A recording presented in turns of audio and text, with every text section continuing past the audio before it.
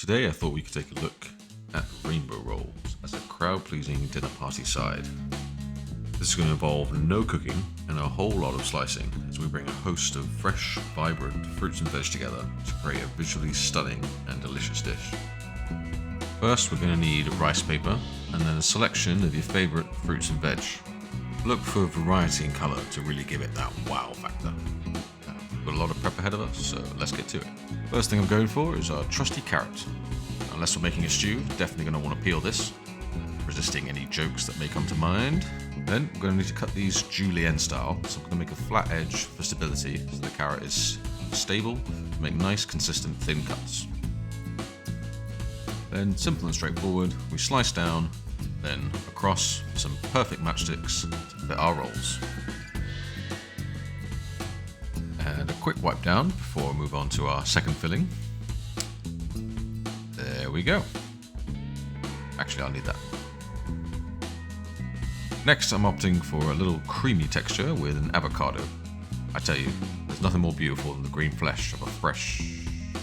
Okay, that does not look great. I will be right back. Just a quick trip to the shops, and alright, let's try this again. So, we cut around the seed, and if it's the right level of ripeness, it should cook apart quite easily. Now the moment of truth. That looks pretty good. Now we gently remove the seed, and let's get slicing. Now let's remove the skin using our trusty spoon trick. Out she comes, and then discard of the peel. Nothing but net. The avocado flesh is quite soft and can fall apart quite easily if we try to julienne. So what we're going to do is just slice down once thinly, and that should do just fine for our rolls. Now that we have some nice slices, I think it's time for a well-earned tea break. Welcome back. I most certainly did not accidentally fall asleep, so let's press on. For a dash of red, let's prepare a bell pepper now. I like to cut down the core and then remove any of the whites, which will not only ruin the colour, but the taste as well. Once we've done that and we're seeing nothing but red, it's easy enough to create some nice julienne slices. Red peppers are a particular favourite of mine, so let's slice up a bit more.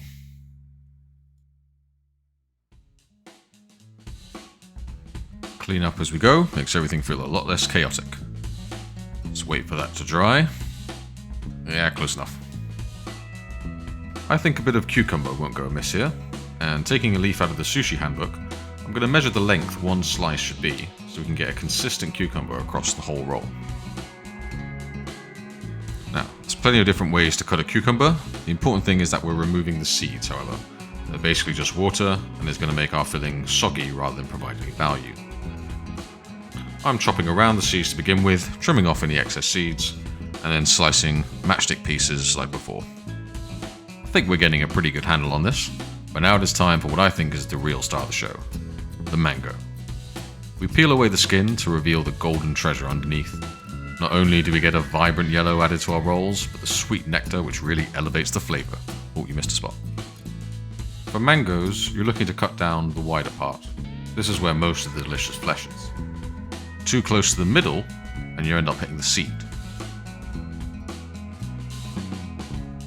Get as much as you can off the seed, and then slice down once so we get a good hit of juicy sweetness in every bite. Next up, we're going for red cabbage. The purple colour is not that common in food, so this really adds a standout edge to the end product. This is looking quite large though, and I'm not sure this is going to work with a knife. Hang on, let me grab something. There we go, much better. The good old mandolin to the rescue. Red cabbage doesn't hold much integrity, so it's not the easiest thing to slice. And in particular, I'm going for a more finely chopped element, so the taste is not too intense. Colour-wise, I think we're there. But since we got red cabbage, I think some green apples should be present too. It complements and offsets the flavour of the red cabbage perfectly. Something like Granny Smith will work particularly well here, as we're already getting our sweetness from the mango. Be sure to remove the core, and I think for this we can leave the skin on. Another hit of green certainly is not going to hurt. And then it's all about chopping up one final set of matchsticks, And we can say, finally, we are done with prepping our fillings. Apple's done, we move on to something these rolls could not do without. A luscious satay sauce for dipping. In the spirit of mise en place, let's get our ingredients together. Unsurprisingly, we start with peanut butter. I'm going for about 120 grams. Then it's equal parts soy sauce and hoisin sauce, 1 tablespoon of ketchup for a touch of acidity and sweetness, and then some minced garlic to really liven it up. Into a bowl, we add everything in to be mixed. This quantity is probably enough for about 4 people, so feel free to scale up or down as needed. This sauce is fantastic for a number of dishes, so I'm never afraid to make more than what's needed. You need a spoon for that.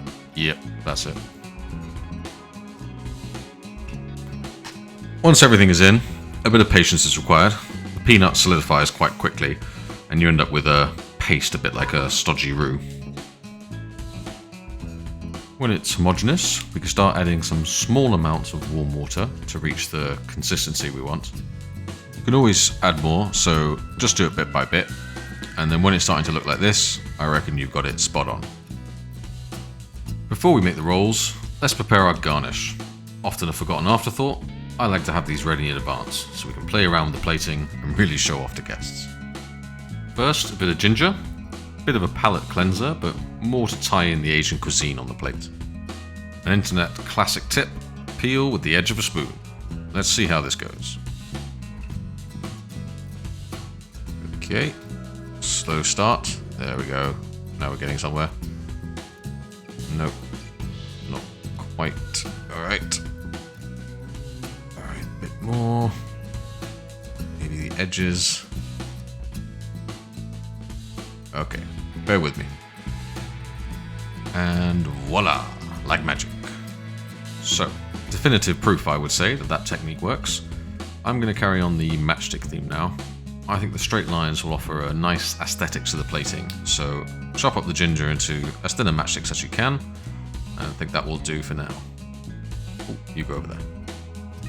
Next up, no Asian dish can do without spring onion tops.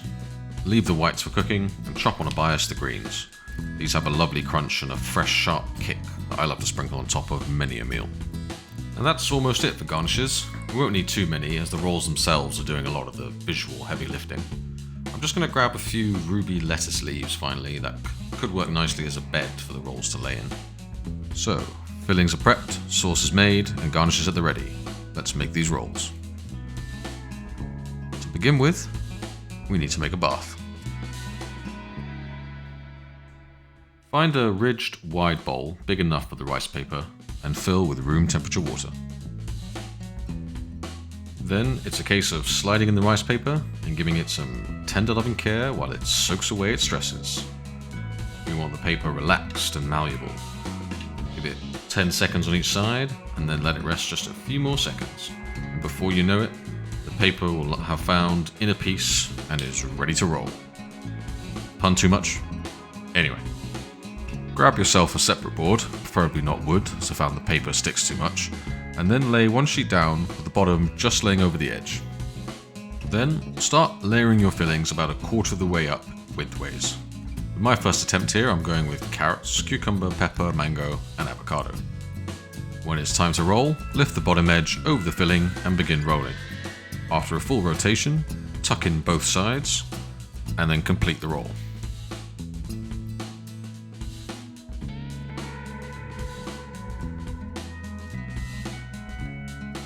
And then you've got your first roll.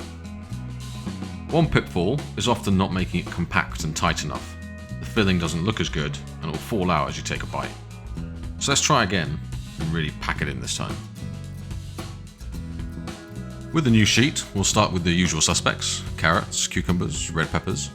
This time I'm adding the red cabbage for that beautiful dark purple, maybe a bit more. Then topping that with the green apple, actually plus some mango because I love it. Then, same as before, cover it up, tuck in the sides, and complete the roll. Now that's looking like a proper rainbow roll. Let's see that cross section.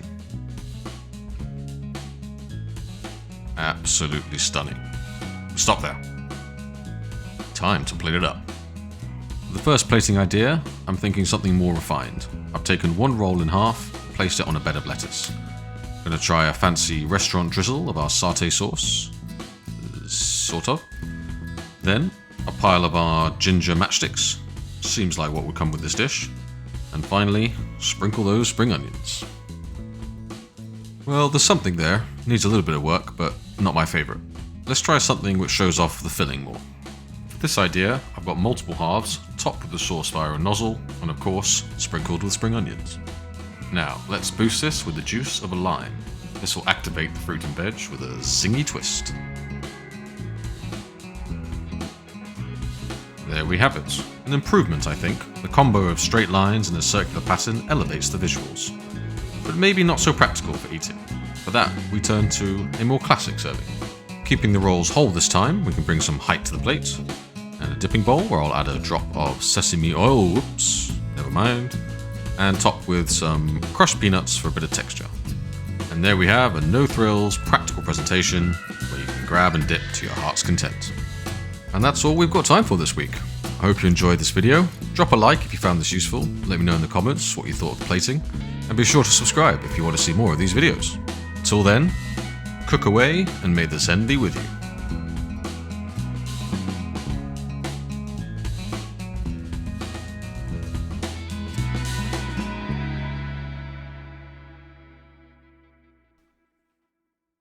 Oops.